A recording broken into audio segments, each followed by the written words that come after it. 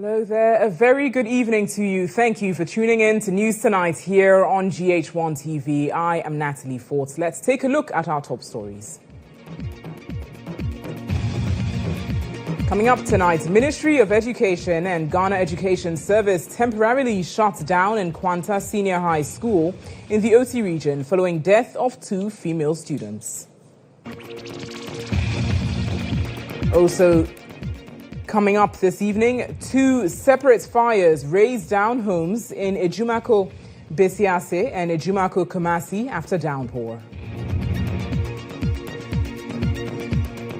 Ahead in business, Barbados High Commissioner to Ghana pledges support for young entrepreneurs under Entrepreneurship with Bola initiative. And on the international front, several killed in road crash in Egypt's Governorate of Menofia.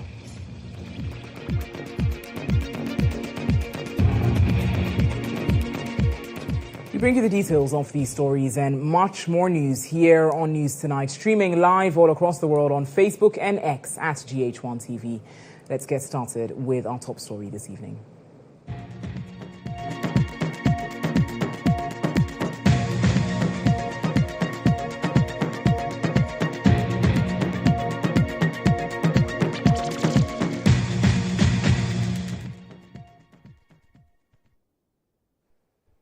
The Ministry of Education and the Ghana Education Service have temporarily shut down Nkwanta Senior High School in the OT region after the tragic death of 2 female students. The students were fatally shot on Thursday, June 26, amid renewed tribal conflict in that area. Authorities say that the closure is a precautionary measure to ensure the safety of students and staff as tensions continue to escalate. The GES has indicated that it is monitoring the situation closely and will work with security agencies to determine when it is safe for the school to reopen. Additionally, the GES has arranged police escorts to ensure the safe passage of students to their homes. By the Public Relations Unit of the Ministry, conveyed the Sector Minister Haruna Idrisu sincere condolence to the bereaved families and their school. Now, some excerpts of this statement indicates that the Ministry of Education is deeply saddened to learn the tragic loss of lives of 2 female day students through a shooting incident on Thursday, 26 June 2025, and a male student also hit by a stray bullet on Friday, June 27, 2025. The ministry commiserates with all students and their families, staff of Nkwanta Senior High School, and everyone affected by these senseless acts of violence within the community. Now it concludes by saying, we look forward to a rapid and peaceful resolution to the conflict to enable students return to a safe learning environment.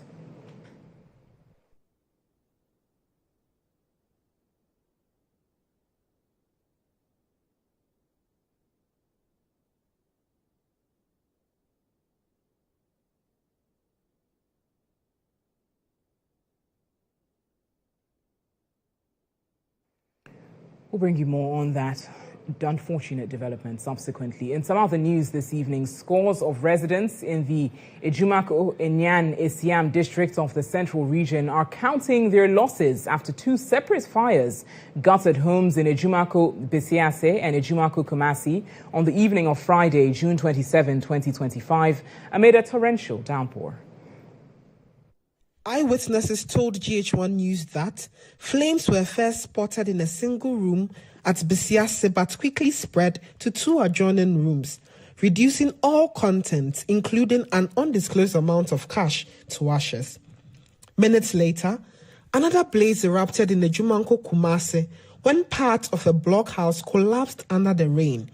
A 60-year-old woman who had moved outdoors for safety lost every possession she owned. Preliminary estimates put the combined damages at more than 70,000 Ghana cedis.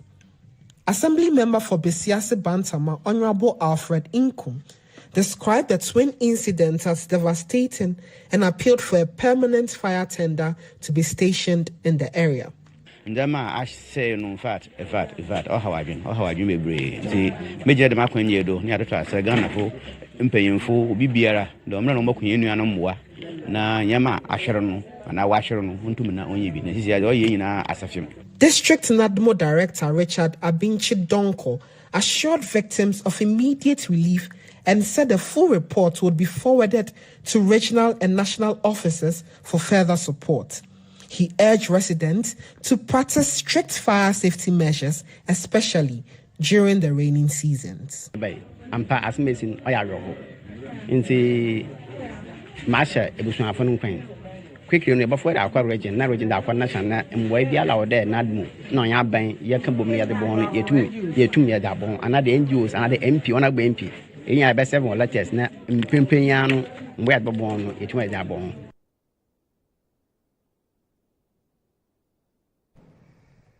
In other news, the minority in Parliament is asking President John Dramani Mahama and Attorney General Dr. Dominic Ayeni to respond publicly to allegations made by suspended Chief Justice Gertrude Torkornoo.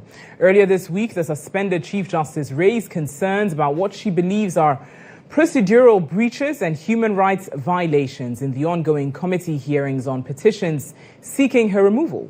She also alleges a conspiracy to remove her from office. In response, government spokesperson Felix Kwashiorfosu dismissed her remarks, describing her public address as most regrettable. However, MP for Menofia South Nana Ejay Bafo Ewua at a press conference in Parliament criticized the President and Attorney General for remaining silent 48 hours after the Chief Justice's statement and demanded they address her claims without delay. Clearly, it is an unfortunate situation that the very head of our justice administration is having to go through this. I do not care about the guilt or innocence of her. What is important is that she should have at her disposal everything necessary to defend herself. She has to have it.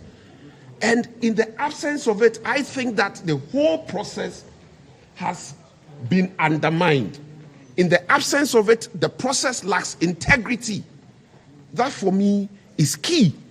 And I think that the Attorney General should be speaking to these matters. I think that the President, very respectfully, who has taken an oath to defend and protect the Constitution of this country, including the fundamental human rights, should be worried and should be concerned that under the guise of the secrecy of the process, the Chief Justice is having to go through this.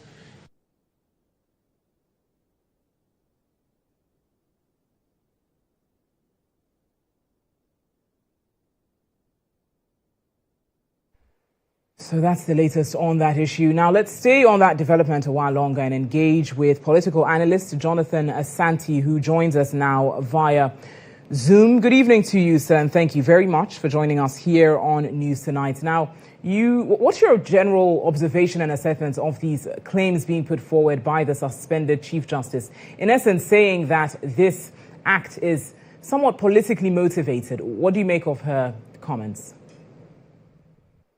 Well, the name is Dr. Jonathan. Mr. Asante, if you can kindly unmute yourself. It appears you are on mute. I have unmuted. Can you hear me? Yes, please do carry on. Hello, can you hear me? Yes, you can be heard now. Yeah, I said the name is Dr. Jonathan Asante. The point ought to be made that I consider the Chief Justice or the suspended Chief Justice as more of a politician than a judge. And she just quite displayed it some few days ago. And such grandstanding can only be done by someone who is, a politician than just merely a judge. To play to the emotions and go on the emotional blackmail of the process and to raise heavens down to earth. I mean, it's just quite unfortunate that she finds herself in this particular quagmire.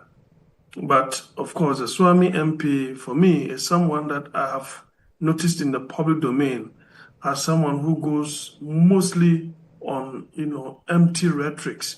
And he also speaks emotionally. The law is not about emotions. It's about common sense, and it's about the legal process, and it's about what it is, not what it ought to be. So generally, I think that the suspended Chief Justice has not really conducted herself very well. If you look at the issues that she mentioned in the public domain, people have denied that. They have even condemned some of the claims that she made. Now, if it is the idea of, for example, you going into the room with your husband, your husband is not the Chief Justice. If the committee decides that, well, for the sake of moral support, so be it. But the Constitution, Article 146, does not in any way provide for some of these things. Maybe in later years, if as a nation we feel that we've come a long way, and some of these things could be tweaked, as it were, to fit the exigencies of the time, so be it. But as it stands now, and the suspended Chief Justice will tell you the law is the law. That is what she's been preaching. And so for me, it's just unfortunate. I wouldn't wish that for my late mother, whom I'm now preparing to bury her. Therefore, she's not my enemy. I wouldn't wish her that. But once the process has been triggered and, the constitutional procedural mechanisms are being followed, there's nothing else you can do than to comply. So wherever it ends there. And that is how it should be. Because you cannot in any way create a situation as though our democracy evolves around an individual. It doesn't work anywhere. Democracy works when you have systems in place, when you have institutions functioning as they should be. So once there is an error, supposedly, along the line, it ought to be corrected. And it just happened that it is a time. It's just unfortunate. But the way and manner she's conducted herself, for me, I think that she has misconducted herself. And I don't know the powers of the committee, whether they will have to refer the matter to a high court or another superior court of adjudicature to, for example, call on the Chief Justice or Suspended Chief Justice of having committed some kind of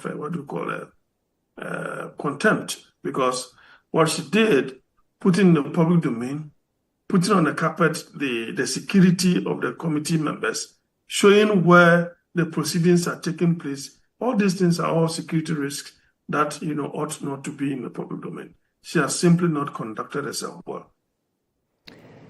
Right. So in your view, I mean, you earlier mentioned emotional blackmail. You believe that her claims put forward and having put this out in the public domains stood as emotional blackmail? Certainly, because it ought not to be the case. Because sometimes it baffles me, because this is a woman who has been very firm, an astute lawyer and a judge for that matter, over the period when he sits in that particular chair as Chief Justice. You could see her demeanor, very unwavering, unflinching. Very unwavering. She just does not in any way waver in her decisions. No, not at all. She's always resolute and firm. So what happened? That suddenly you are going on this emotional, blackmailing. That is how I see it. Because other than that, they are saying that the procedure ought to be in camera. And you could see that the members of the committee, none has really come out to say A or B. They don't even have a spokesperson because they are going accordingly to the dictate of that particular article of the Constitution. That is what I see. And so maybe they may have to close their eyes over this and then continue with the process. That is how I think it should be, because I see this as a distraction. If they follow it, then it means that the Chief Justice, someone in whose bosom the law is, the one who is at the apogee, of our justice system, is rather going on a tantrum, going on a situation where she's becoming too emotional and going wayward. It's just unfortunate that such a person could be cited for contempt. It's just quite unfortunate. And so I think that, for me, there is no need. There is no need for her to be cited for anything. I think that the process should continue and that whatever she did is just a distraction. And I think that she has become more of a politician than a judge. And probably those who have been counseling her have not done so appropriately. Right. Now she mentioned that, quote, why should she resign, validate this process that is unconstitutional, it violates all known rules of adjudication. And one key thing that she said in addition is that if this model of removal can be tried on the Chief Justice, on her, currently the suspended Chief Justice, can it not be repeated with every judge, set some form of a precedent or be repeated or an independence office holder What's your assessment of that, and what sort of precedent it can set moving forward? Well, I think that for now, she's caught in between the deep blue sea and the hard rock. Whichever way she goes, it has consequences. And so if from the initial, process, if she had been counseled properly, maybe she could have resigned before the process started. But because of a particular precedent, she cannot in any way resign now, because when she resigns, as she's saying, it is true. Indirectly, she could be culpable for all the charges, therein in terms of the petition.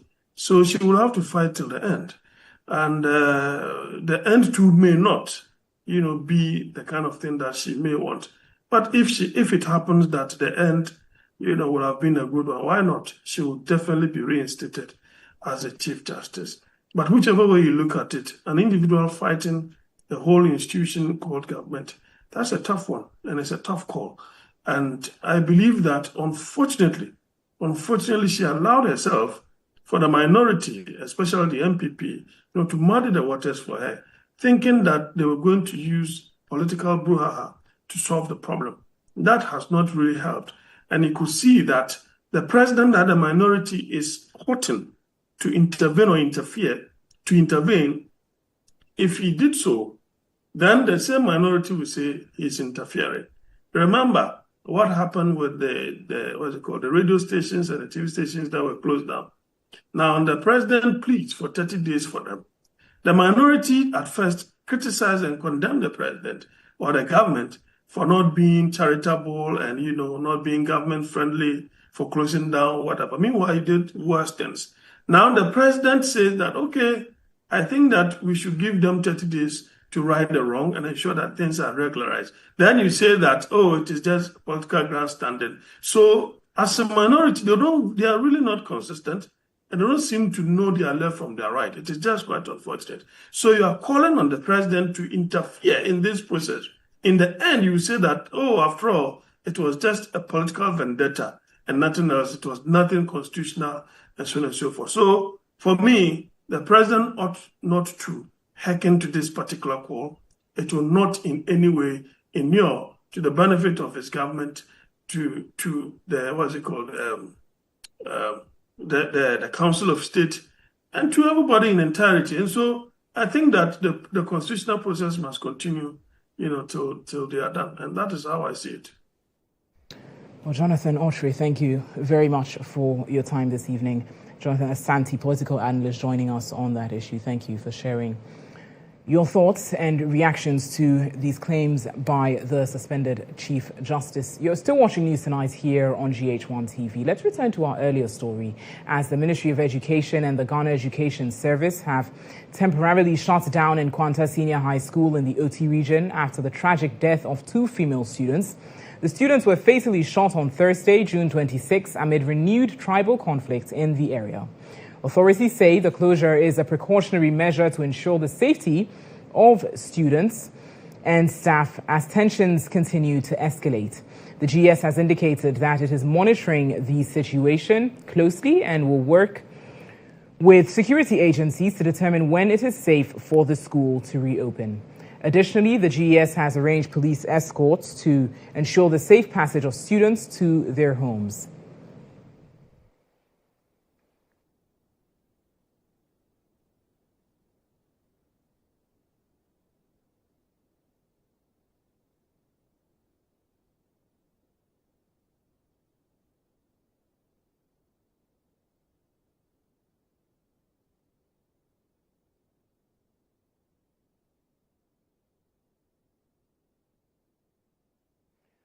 Well, let's now bring you more on this issue as we engage with the PRO for the GES, Ghana Education Service, in the person of Daniel Fenyi. Good evening to you, sir. Thank you for joining us here on News Tonight. Now, a rather concerning development there.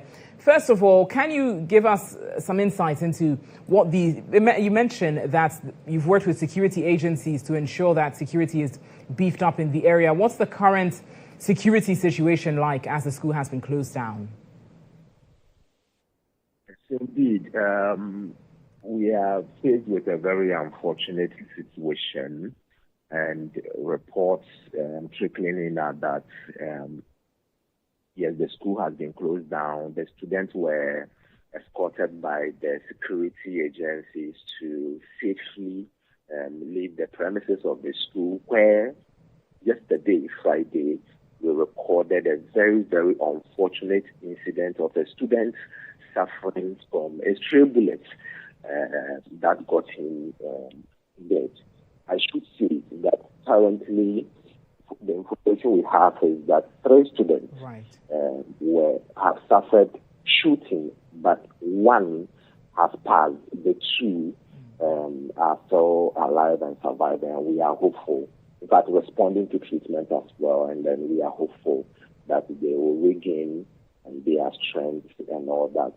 The security situation, according to reports we have received in the town, is still quite challenging, and so we know that the curfew imposed on the town from 6 p.m. to 5 a.m. in the morning, and that has really, really disrupted our academic activities in the town, especially at the moment where our students, the Form 3 students, are preparing themselves to write the WASI examination.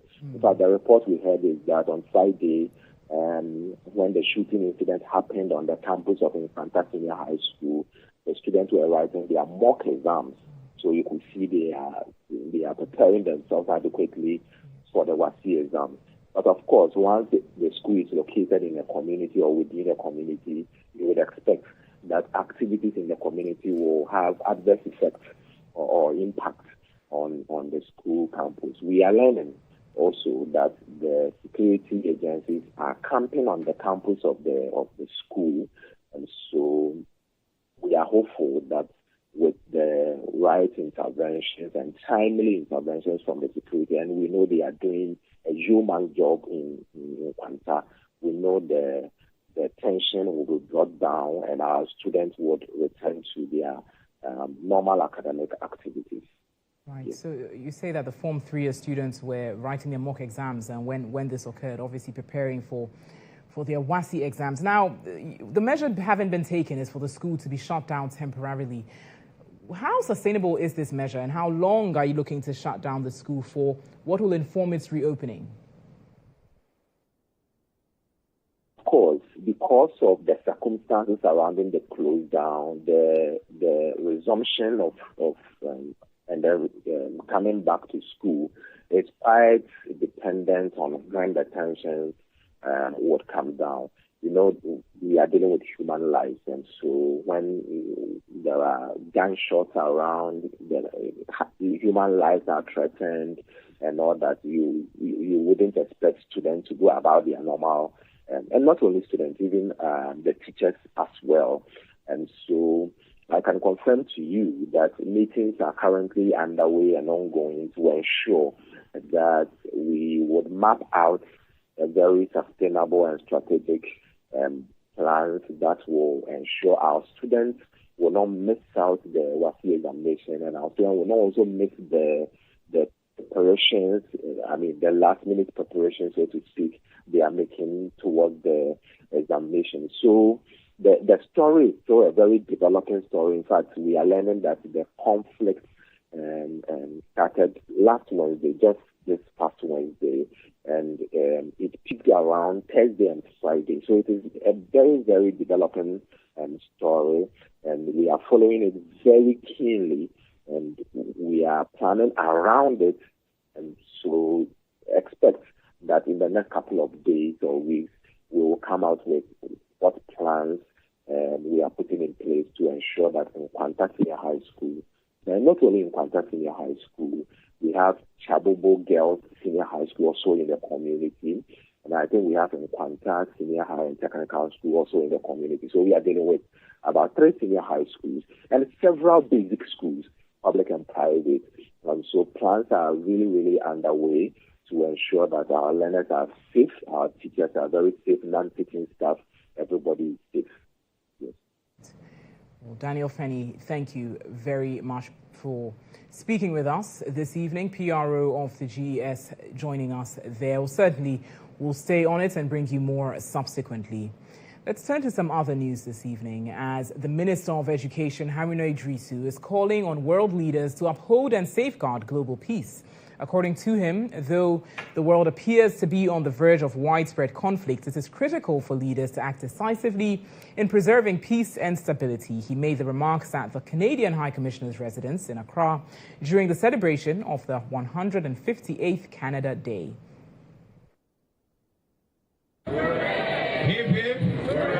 As part of the 158th Canada Day celebration, several government officials, political heavyweights, and high-level members of the diplomatic community gathered at the residence of the Canadian High Commissioner in Accra to mark the occasion, underscoring the strong and enduring relationship between Ghana and Canada. In her address to guests, the Canadian High Commissioner to Ghana, Miriam Montrat, highlighted the deep-rooted ties the two nations share, emphasizing the many achievements born out of their collaboration in areas such as education, trade, and development. The fruits of our partnerships are many. Through development cooperation, we are strengthening Ghana's health system, empowering women and girls, and fostering inclusive economic growth. Through trade and investment, Canadian companies are contributing to knowledge, technology, and innovation to support Ghana's sustainable development of natural resources.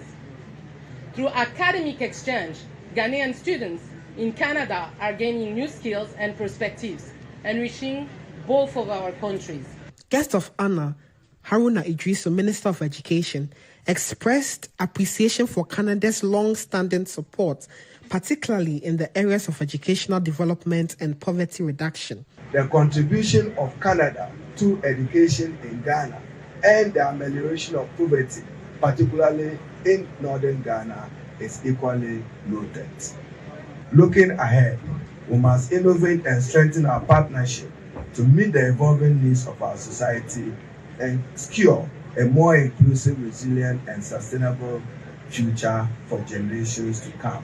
He also took the opportunity to urge world leaders to remain committed to the preservation of global peace. There is nothing more important than peace, but probably more difficult today to pursue in a world that is challenged by uncertainty and the threat to global peace. And I quote, "Of all our dreams today, there is none more important or so hard to realize than that of peace in the world." A profound statement even as we observe Canada's 158th anniversary in a world that is nearly in tempo and challenge. The event goes beyond celebration. It reflects the shared commitment of both nations to peace, partnership, and progress. So live here on News Tonight. Now, the Chief Executive Officer of GHOne and GHOne Group, Mr. Austin GHOne, has made a clarion call for labor unions to desist from embarking on industrial actions. According to him, employers and employees should resort to a dialogue as the first option rather than laying down their tools. He made these remarks at the Labour Law Forum, dubbed Boardroom 2025 Forum, put together by the business executive.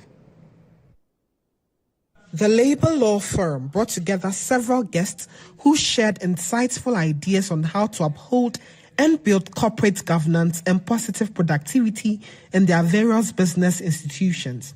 The forum discussed 6 key elements to help ensure the smooth operation of businesses. Speaking to GHOne TV on the sidelines of the meeting, Austin GHOne, who is also a labor expert, emphasized that workers must be paid well to ensure they do not suffer during their pension. Indeed, workers must be paid well to have an assurance that our pension will not suffer. Because we don't pay people based on allowances. We don't pay retirement benefits. We don't pay pension based on allowances. We pay people based on their pay. So, but to get a good pay, it means we must be productive. So it begins with the board of directors, of course, government policy, which is like the cabinet is like the board of the nation. For his part, the chairman of the United Bank of Africa, Kweku Awatri, highlighted the importance of corporate governance for young business owners. Mr. Awatri also advised that since young companies cannot afford to have a board, they should opt for an advisory board to help run the smooth operation of the business. I think oftentimes the challenge with small businesses is they can't afford a board properly constituted. But you can start with an advisory board that is free, is you're getting sort of modest advice, and then hopefully you will stay on that journey with them as you grow the company. And it's not a science to find the right time to pick a board, but as you grow as a company, you do need a board. The forum's objective is to provide exposure for managers and CEOs. The executive producer of the Emerge Us conference, Dr. Angela Harris, is calling on Africans to adopt a transformative mindset rooted in unity, innovation, and self-reliance to drive the continent's development. She emphasized that Africa is blessed with immense natural and human resources and must no longer be seen as dependent or underdeveloped. Dr. Harris made these remarks at a press briefing ahead of the 2025 edition of the Emerge Us conference.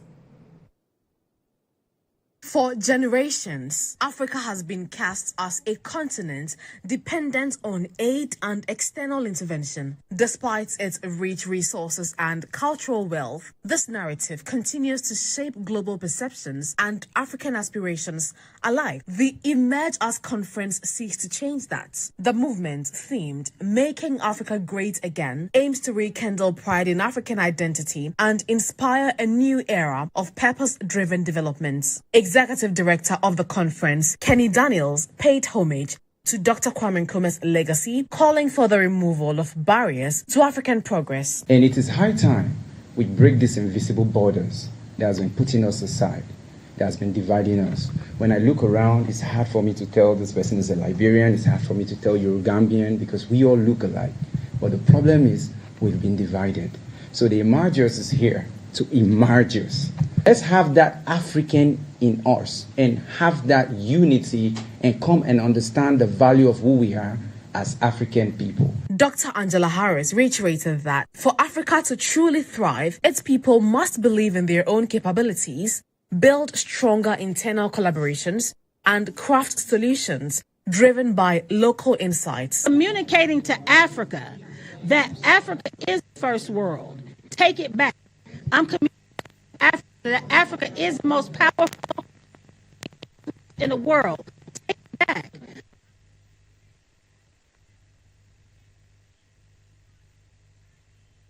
European. It's up to you and I to make Africa great again. Until you have that understanding, there will be no movement. So the information that we have is what we bring to the forefront. The information turns into influence. Once you have influenced something, then you see movement. The 2025 edition of the conference will be held from July 17 to 19 at the University of Professional Studies UPSA campus in Accra. It will feature major events such as the Emerge Us Entertainment Gala, the Black Kings and Queens Summit and Induction, and the prestigious Black I Am International Awards.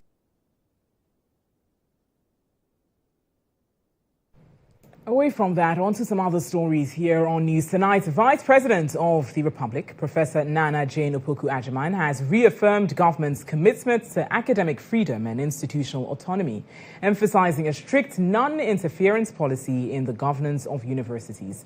Speaking at the 58th Special Congregation of the Kwame Nkrumah University of Science and Technology, the Vice President assured stakeholders that President John Dramani Mahama remains dedicated to empowering university councils and management to operate independently while upholding high standards through continued collaboration with the Ghana Tertiary Education Commission.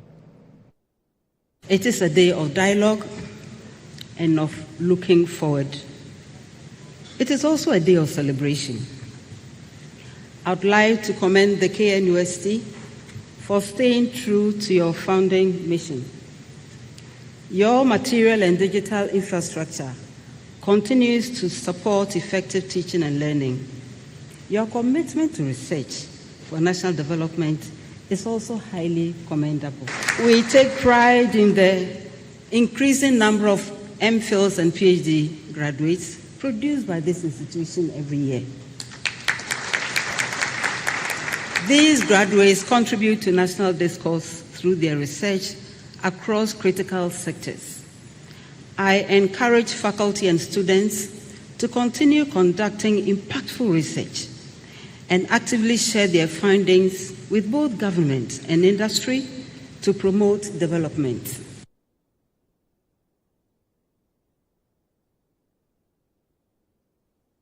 You're watching News Tonight here on GHOne TV. Do stay with us. We bring you more news shortly.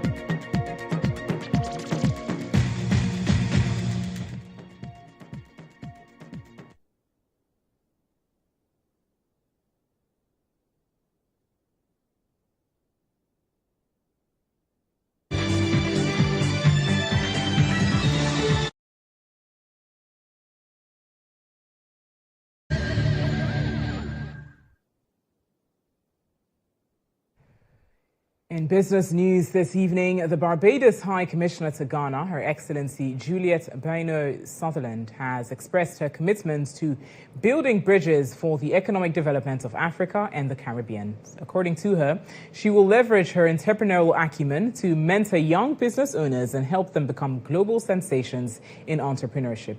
She made these remarks during the commencement of Cohort 3 of Entrepreneurship with Bola, a business coaching initiative by the CEO of EIB Network, Nathan Kwabena Edisi, popularly known as Bola. There's more in this report by Calvin Powell.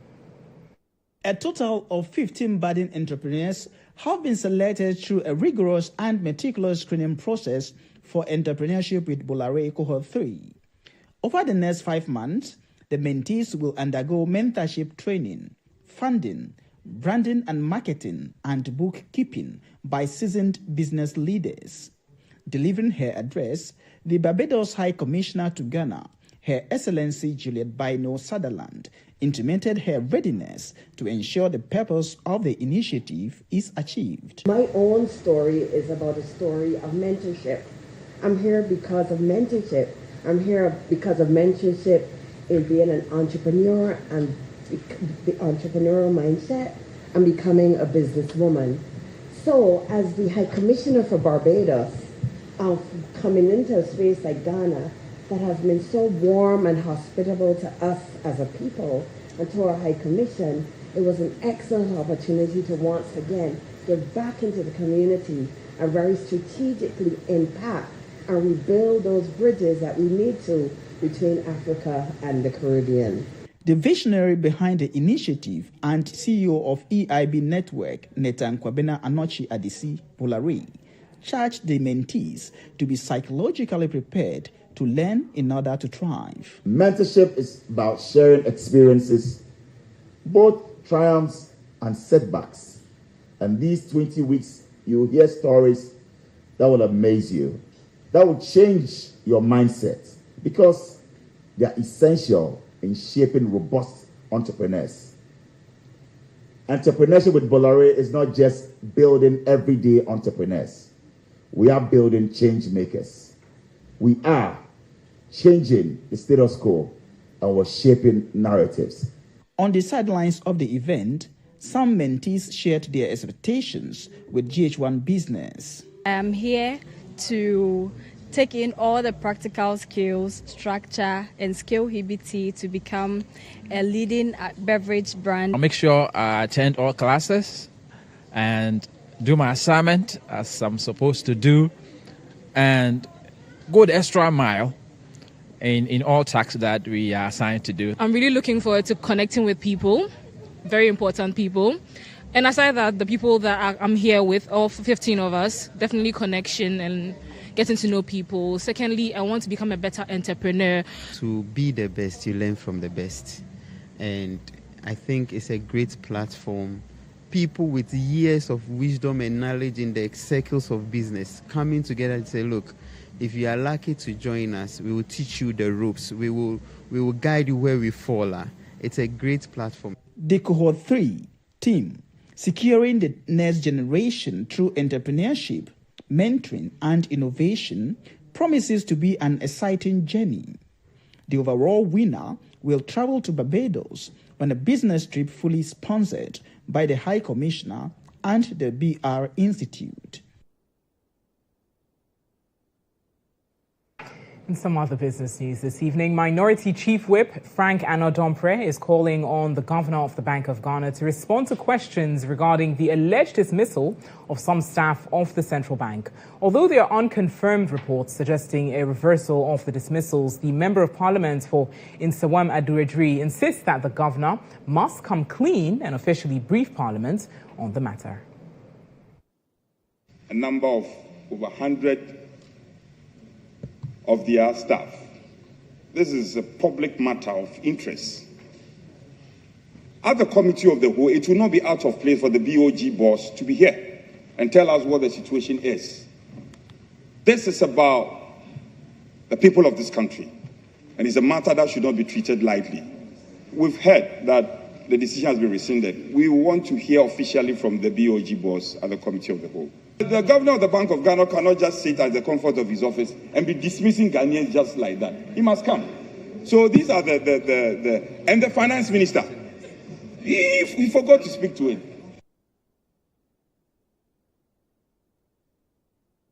We've got lots more business news on our website, starfm.com.gh. We bring you sports news next.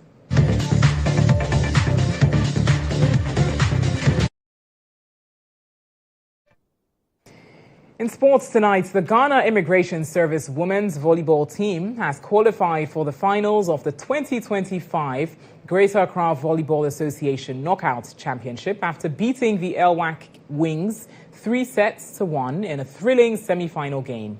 Immigration won 2 straight sets before the Wings pulled one back, but the women in white proved too strong and went on to win the game. Ghana Immigration will now face the Ghana Army women's team tomorrow in the final at the LWAC Sports Stadium. Coach of the Ghana Immigration, Rita Talata Ayini, is optimistic of victory against the armed forces.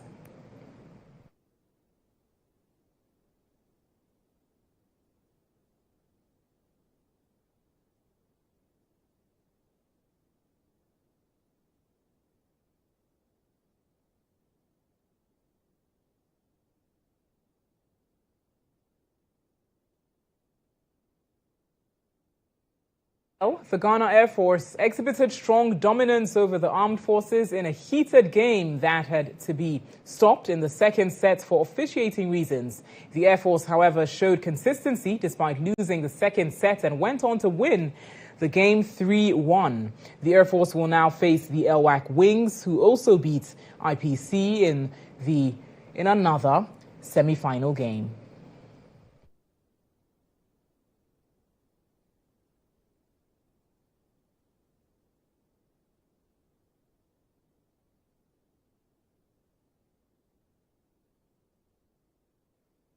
Well, that's all the sports news we've got for you this evening. We bring you international news next.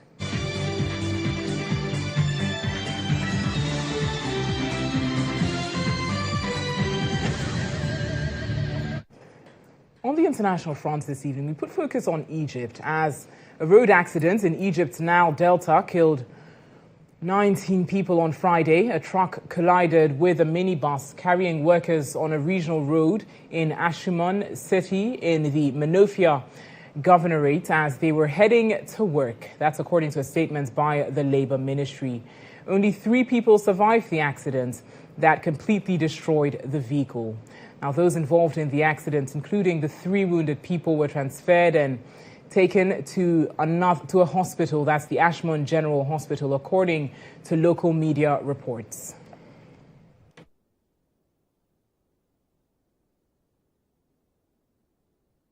Necessary measures to disburse compensations for the victims' families, sending up to 200,000 Egyptian pounds to the families of those deceased and 20,000 Egyptian pounds to each injured person.